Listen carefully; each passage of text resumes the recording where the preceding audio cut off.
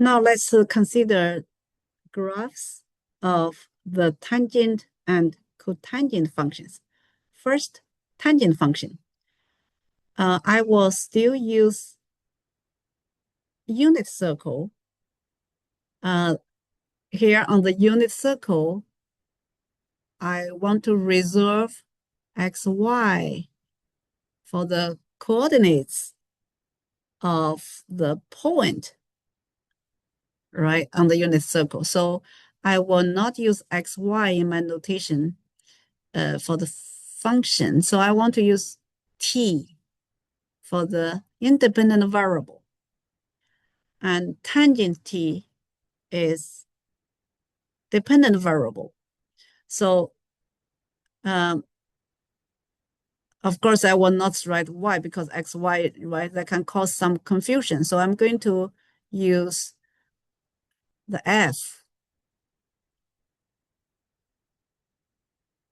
That's the function value, which is tangent t.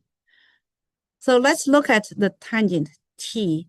If we use the unit circle of radius 1, and we, for this t, the tangent, so this is, suppose this is the origin,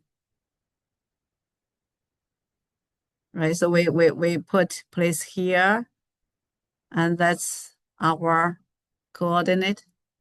And for any t, we want to look at what happens to the tangent t, the value, how they behave when t increases, for example. So let's first see the tangent t. By definition, it is just the y over x. Y over x. However, when x is 0, the tangent t is undefined. So when x is 0, that means when this point is on the y-axis. So let's assume, suppose there's a t, like this t, which is half of pi. If for this t, the p is right on the y-axis. So the x, if it's on the y-axis, x coordinate is 0. X coordinate is 0, but y is 1 because it's a point on the unit circle. So in this case, y over x, which is tangent t, for this t, yeah, so when t is half of pi, the tangent t is undefined. For the same reason, if this t is a negative half of pi, for example, I go all the way here to consider this negative half of pi. When t is negative half of pi, and that point P with x coordinate 0, y is 1, right? Because it's on the unit circle. So y over 0, which is 1 over 0, not defined. So the tangent value is, this tangent function is undefined when the t is positive half of pi or negative half of pi. But between positive half of pi or negative half of pi, for any t, the x coordinate is non-zero. So we can have a tangent. Yeah. So that means our t, if it's between negative half of pi and positive half of pi, then tangent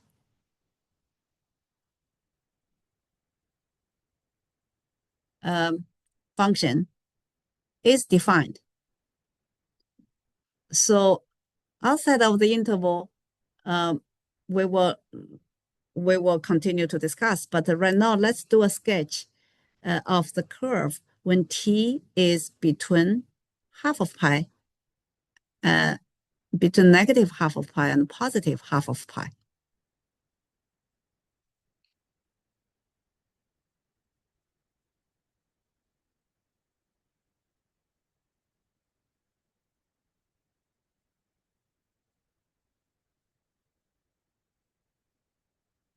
This function,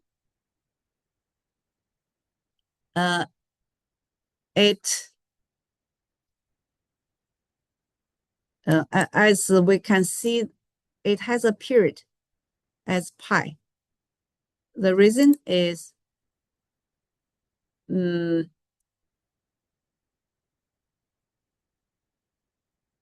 okay, suppose we increase t by pi. Let's assuming we have t here, right? So this is our t. And t, if you increase t by pi, so it's going to, so the terminal point, terminal side of t compared to the terminal side of t plus pi, what's the difference? You see this point and that point, they, the xy coordinates will be opposite, right? So that means the terminal side of t plus pi will correspond to this point. And the terminal side of t will correspond to this point. And yes, so these 2 points, they are symmetric about origin, So as we can see, this science. Okay, because of that, that means when we calculate tangent t plus pi, and for t plus pi, you see y over x, right, becomes, if that notation xy is the coordinates for p, then negative x negative y will be the coordinates for the point corresponding to t plus pi. So then you will get this, which is the same as, after we cancel the negative sign, we get y over x, which is a tangent t. Yeah, so we just proved, actually using this intuitive way to understand, tangent t plus pi is tangent t. And using a similar graph, we can also understand if t minus pi, you see, will go, subtract the pi will go this direction, clockwise direction. So to compare this t corresponding to this point on the unit circle, and t minus pi corresponding to this point on the unit circle, and then tangent t minus pi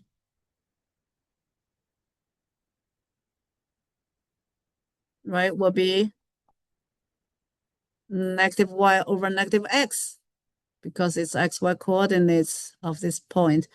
Well, we just do a ratio, negative y over negative x, which is the same as y over x, because after cancellation of the negative sign. And the y over x is just the tangent t. So we just proved that no matter plus pi or minus pi, tangent at this t minus or plus pi is the same as tangent t. So that shows, from this picture, you understand the tangent function has a period being pi. So, and that means we just need to focus on one period. Yeah. So we know the tangent function, just the basic tangent function. it is undefined at negative half of pi, at positive half of pi, but it is defined for n and t value between the two numbers. So we're going to show one period of the tangent function.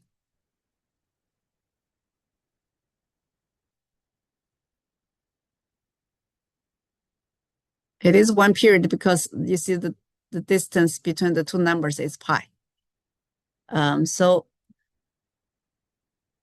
And let's look at the pictures. We can know a little bit of the behavior. So if our t, this t is bigger than 0, but less than half of pi.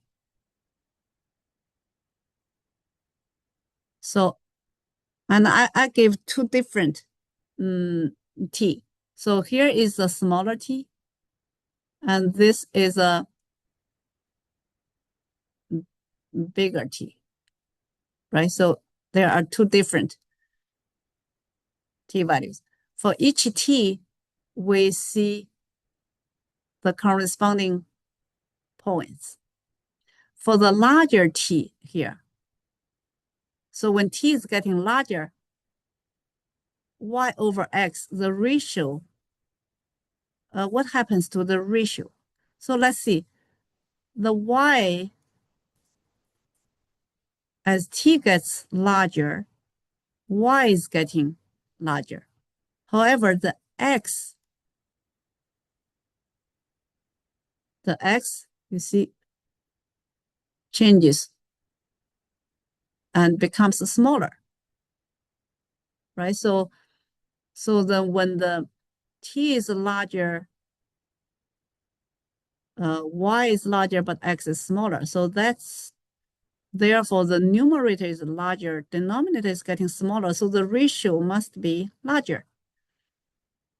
That means the tangent t is increasing because the larger the t, the larger the ratio, which is the tangent t. So we know tangent t is increasing, and also the tangent t is positive because we notice the y over x, they're both positive. So the ratio is positive. Here is a y over x, right? So always positive in this interval when t is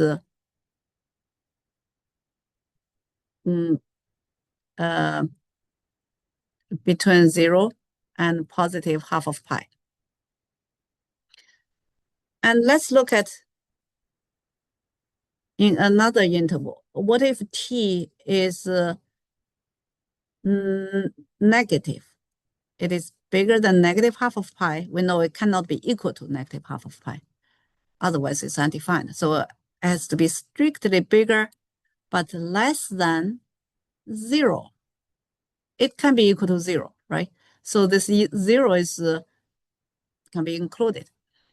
So if we look at that, but here we drew two cases.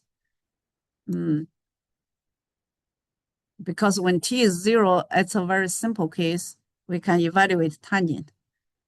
When t is 0, what happens? You see when t is this 0 angle, and we just simply get 0 because this point P, y is 0, right? X is 1. So 0 over 1, y over x means 0 over 1. So that's the tangent t when t is 0. So that's easy to calculate. When t is 0, we know the tangent value. So we don't have to worry about 0 at this moment. So let's look at, did this analysis on this interval from negative half of pi to 0 on this. When t is in this interval, the larger the t, so as we saw, and then the larger the t, the larger the tangent value of t. So we see the increasing property by looking at either the first quadrant and the fourth quadrant. So let's just get some data points to get further verification of that property. So here, when t is 0, it's very simple. The tangent value is 0. When t, we take some negative t values. We take some positive t values. At those special values, we know how to evaluate tangent. So because those are special, right?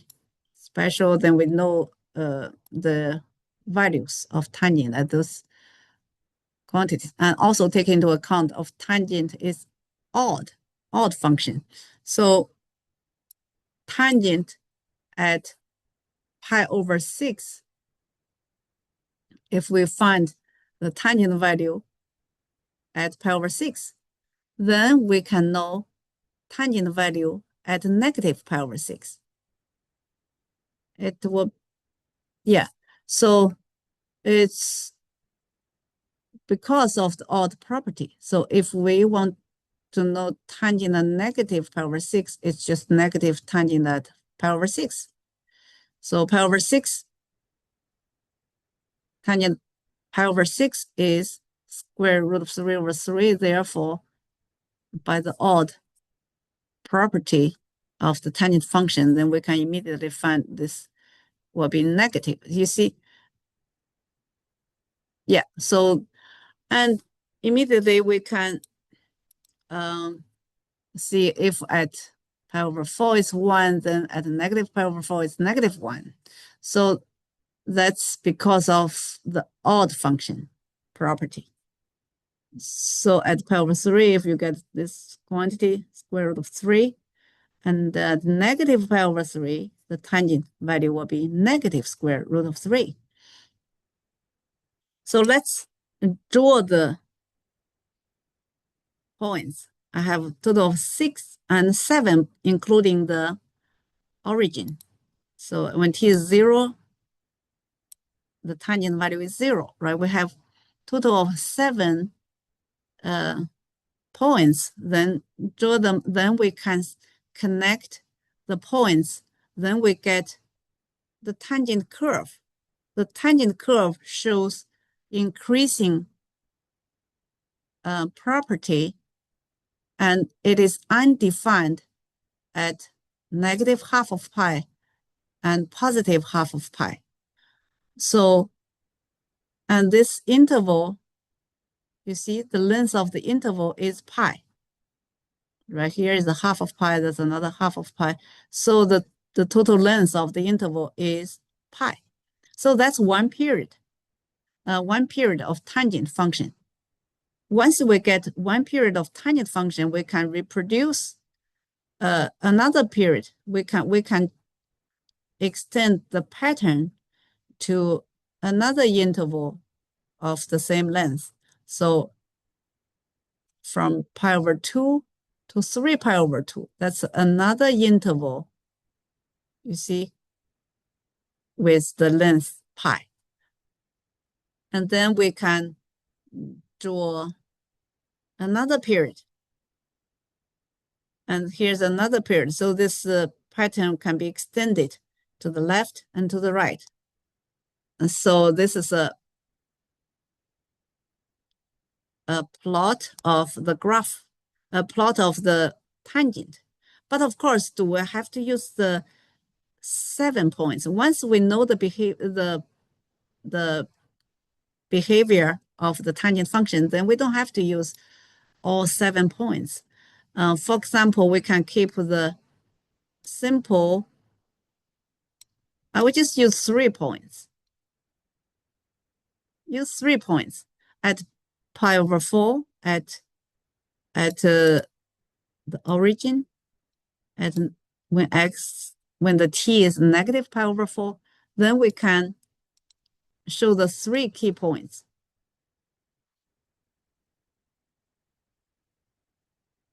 So that is, we can use this point, this origin, and this point.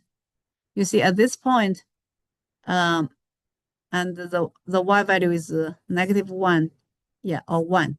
So we just use the -pi/4 and positive pi/4. So that is here, -pi/4, positive pi/4, and they are at positive pi/4, and the function value tangent will be 1. So as you can see here, is 1. But that's the, and negative pi/4, the function value will be -1. Yeah, that's a -1. So we just use the 3 key points. We can already sketch one period of tangent.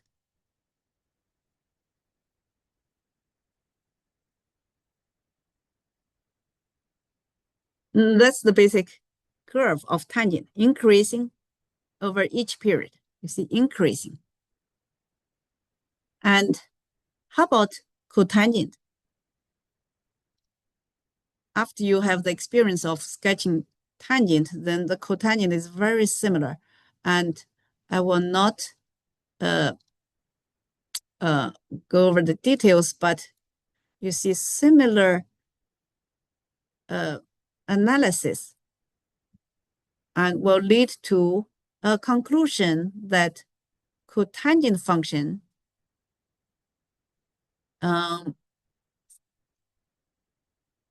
by the way, I'll still use t, right, as the input variable. You see, for the t, and the function is cotangent. So this function, cotangent t. Cotangent is x over y. That means whenever y is 0, it is undefined. Whenever y is 0, that means whenever the point is on the x-axis. So we can see that when the point is here, for example, when the angle is 0, the point, the y coordinate is 0, x is 1. Or if your t is all the way equals pi, right, this point will be -1, 0. So in either case, so when your t is 0 or t is pi, then the cotangent is undefined, cosine t, because the y coordinate is 0, undefined. When it's pi, cotangent t is also undefined, -1 over 0. So undefined. So that means our cotangent function is undefined at 0 or pi. So, but anywhere between 0 and pi, right? So any angle in the first quadrant or second quadrant, so the t, and we can calculate the cotangent. So let's just look at cotangent. So as you can see, for the first quadrant, it is very easy to see that cotangent is decreasing because the larger the t, the larger, it's decreasing because remember it's x over y, right? The ratio of the two coordinates. So the larger the t, the smaller the coordinate, the larger the denominator. So the ratio is smaller. That means the larger the t, the smaller the cotangent t, which is the ratio. Yeah. So the cotangent t is decreasing when t increases. And similarly, we can notice in the second quadrant, it is also decreasing. The larger the t, the smaller the cotangent. So the cotangent function is decreasing function. And to further see that property that is decreasing, we can show some values. These values, we do not want to start with 0 because when t is 0, no definition, right? We don't have a cotangent 0. It is undefined. So we exclude 0, we exclude pi. We do not want to include pi because at pi, cotangent t is undefined. So we only include some values between 0 and pi. Here are some special t values. See pi over 6, pi over 4, pi over. So you just some values. And then we, at each t value, we get the corresponding cotangent value for each given t, right? We find, because they are all special, you see this is pi over 6, pi over 4, pi over 3. So it's increasing, pi over 2, and then increasing. So we just get some special quantities of t, and then we get some sketch. And then this cotangent t, after we plot those points, we notice a decreasing curve over the 0 pi interval. And for the similar reason, cotangent function is a periodic with the period pi. So once we produce one period of the cotangent function, we can extend it to get more periods. So here we get, see from, this is it's undefined, right? So we see this undefined over 0 and pi, the behavior is decreasing. So it's decreasing with two vertical asymptotes. Yeah. Again, we can, once you know the basic cotangent function has that feature, then you can just choose 3 key points. This is one at negative pi over 4, which is, I mean, that's a positive pi over 4. So it's a positive pi over 4, it's 1. Cotangent is also 1. And then here, it's a 3 pi over 4. And you get a negative 1. So just the 3 points, already you can do a sketch. You don't have to use 7 points.